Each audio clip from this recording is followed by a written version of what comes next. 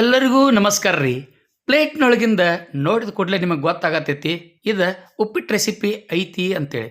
ಈ ಉಪ್ಪಿಟ್ಟು ವಿಶೇಷದೊಳಗೆ ವಿಶೇಷವಾದಂಥ ಉಪ್ಪಿಟ್ಟು ರೆಸಿಪಿ ಐತಿ. ಇದನ್ನು ಕೆಲವೊಬ್ಬರು ಅಷ್ಟೇ ಮಾಡ್ತಾರೆ.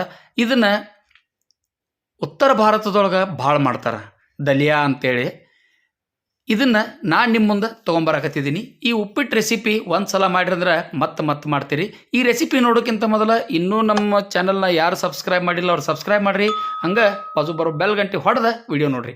ಇದಕ್ಕೆ ಒಂದು ಕಪ್ ಆಗೋಷ್ಟು ಚಿರೋಟಿ ರವೆ ಅಂದ್ರೆ ಉಪ್ಪಿಟ್ಟು ರವೆ ತೊಗೊಂಡಿವ್ರಿ. ಇದಕ್ಕೆ ಏನೇನು ಬೇಕು ನೋಟ್ ಮಾಡ್ಕೊಂಬಿಡ್ರಿ. ಪ್ಲೇಟ್ನೊಳಗಿಂದ ಎಲ್ಲ ಸಾಮಗ್ರಿ ಇದ್ರೆ ಉಪ್ಪಿಟ್ಟು ಭಾಳ ಬೆಸ್ಟ್ ಆಕತಿ.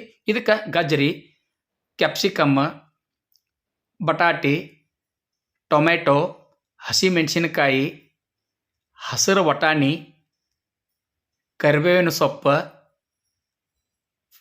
ಕಾಲಿಫ್ಲವರ್, ಆಮೇಲೆ ಬೀನ್ಸ್ ಇಷ್ಟೆಲ್ಲ ನಾವು ಸಮ ಪ್ರಮಾಣದೊಳಗೆ ಅರ್ಧ ಬಟ್ಲಾಗುವಷ್ಟು ಅರ್ಧ ಕಪ್ ಆಗುವಷ್ಟು ನಾವೆಲ್ಲ ಕಟ್ ಮಾಡಿ ಇಟ್ಕೊಂಡಿದ್ದೀವಿ.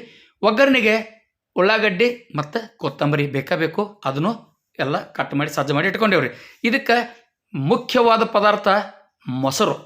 ನಾವು ಮೊಸರು ಕಡ್ದು ಮಜ್ಜಿಗೆ ಮಾಡಿ ಇಟ್ಕೊಳ್ಳೋರ್ದಿವಿ. ಈಗ ಒಗ್ಗರಣೆ ಸ್ಟಾರ್ಟ್ ಮಾಡಿಬಿಡೋದು ನೋಡ್ರಿ. ಒಂದು ದೊಡ್ಡ ಚಮಚೆ ಎಣ್ಣೆ ಹಾಕಿಬಿಡೋದು. ಎಣ್ಣೆ ಕಾದ ಕೂಡಲೇ ಜೀರಿಗೆ ಸ್ವಲ್ಪ ಜಾಸ್ತಿ ಇರಲಿ, ಸಾಸಿವೆ ಸ್ವಲ್ಪ ಕಡಿಮೆ ಇರಲಿ. ಸಾಸಿವೆ ಜೀರಿಗೆ ಚಟಪಟ ಅಂದ ಕೂಡಲೇ ಕರಿಬೇವಿನ ಸೊಪ್ಪು ಆದ ಕೂಡಲೇ ಫ್ಲವರ್ ಆದ ಕೂಡಲೇ ಗಜ್ಜರಿ ಎಲ್ಲ ಎಣ್ಣೆ ಒಳಗೆ ಹಾಕಿಬಿಡೋದ್ರಿ. ಮಸ್ತ್ ಹಂಗೆ ಫ್ರೈ ಆಗಿ ಬರ್ತಾವ. ಅದರ ಸಲುವಾಗಿ ಒಗ್ಗರಣೆ ಒಳಗೆ ಈಗ ಬಂತು ನೋಡ್ರಿ ಕ್ಯಾಪ್ಸಿಕಮ್, ಡಬ್ಬು ಮಿರ್ಚಿ ಹಾಕಿಬಿಡೋದ್ರಿ.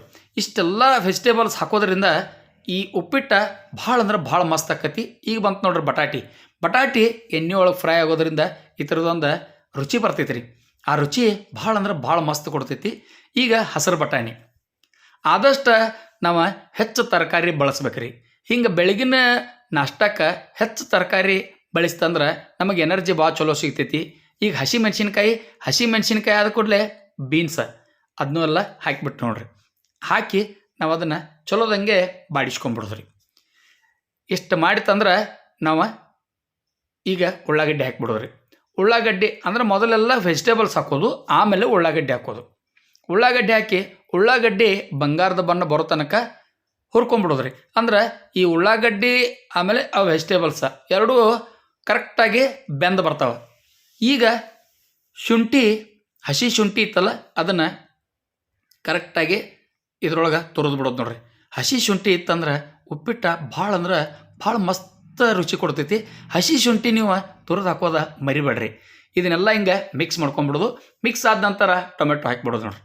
ಟೊಮೆಟೊ ಹಾಕಿರಂದ್ರೆ ಮೆತ್ತಗಾಗ್ತೈತಿ. ಅದು ಇನ್ನೂ ಚಲೋದಂಗೆ ಬೇಯ್ತೈತಿ. ಅದರ ಸಲುವಾಗಿ ಲಾಸ್ಟಕ್ಕೆ ಟೊಮೆಟೊ ಹಾಕೋದ್ರಿ. ಟೊಮೆಟೊ ಆದ ನಂತರ ಇದಕ್ಕೆ ಉಪ್ಪು ಮತ್ತು ಸಕ್ಕರೆ ಬರ್ತೈತಿ. ಈಗ ಒಂದು ಸ್ವಲ್ಪ ಇದನ್ನು ಹಿಂಗೆ ಕೈ ಆಡಿಸ್ಕೋತ ಕಡಿಮೆ ಉರಿ ಒಳಗೆ ಲೋ ಫ್ಲೇಮ್ ಒಳಗೆ ನಾವು ಇದನ್ನು ಹಿಂಗೆ ತಿರುಗಿಸ್ಕೋತ ಇರೋದ್ರಿ. ಒಂದು ಸ್ವಲ್ಪ ನಿಧಾನಕ್ಕೆ ಈಗ ಒಂದು ಅರ್ಧ ಚಮಚೆ ಸಕ್ಕರೆ, ರುಚಿಗೆ ಎಷ್ಟು ಬೇಕಷ್ಟು ಉಪ್ಪು ಹಾಕೊಂಡ್ಬಿಡೋದ್ರಿ.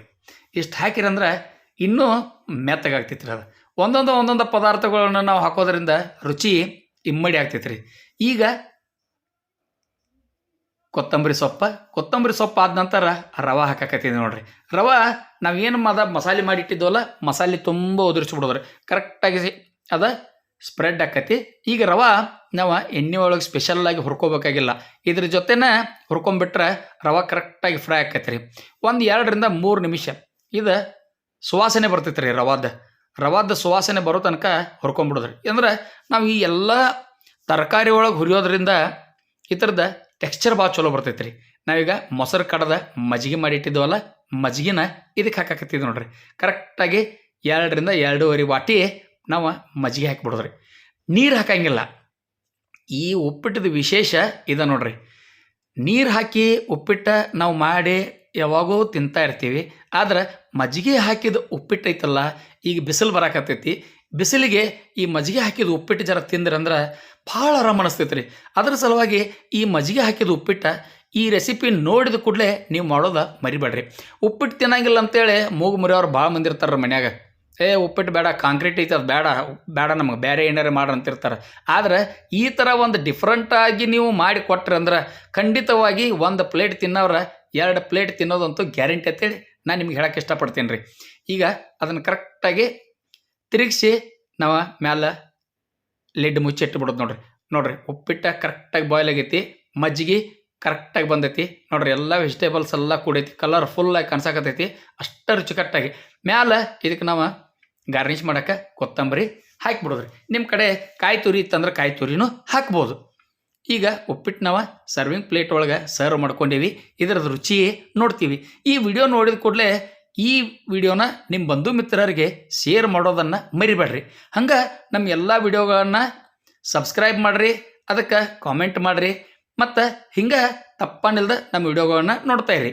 ಇಲ್ಲಿ ತನಕ ಸ್ಕಿಪ್ ಮಾಡಲ್ದ ವಿಡಿಯೋ ನೋಡಿದಕ್ಕೆ ನಿಮ್ಮೆಲ್ಲರಿಗೂ ತುಂಬ ಹೃದಯದ ಧನ್ಯವಾದಗಳು. ನಮಸ್ಕಾರ.